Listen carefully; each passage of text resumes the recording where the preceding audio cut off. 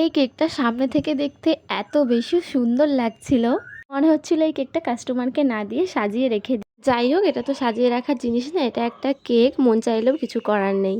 যদিও বা সাজিয়ে রাখতে চাই, এটা কতদিনই বা আর ভালো থাকবে। যাই হোক, এটা ছিল আমার 22 তারিখের অর্ডার। আর এই কেকটা অর্ডার করেছিল আমাদের পাড়া থেকেই একটা দাদা। এটা ছিল দাদার ফার্স্ট টাইম অর্ডার।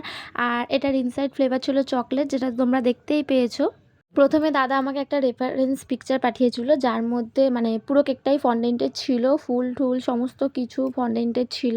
আমি সেই কথাটা দাদাকে বলতে দাদা বলল ঠিক আছে, এরকমই ধরনের, মানে ওপরে তো আগে তো তোমরা দেখলেই যে ওপরে দুটো পুতুল দেওয়া ছিল, মানে একটা বয় আর একটা গার্ল। দাদা আমাকে বলেছিল শুধু ওই পুতুল দুটো যেন থাকে আর বাদবাকিটা আমার মতো করে করে দিতে। বানাতে কিন্তু আমার বেশি সময় লাগেনি, কিন্তু এই ফুলগুলো বানাতে আমার অনেকটা সময় লেগেছে। আর এই ফুলগুলো কিন্তু ছিল পুরোটাই চকলেটের।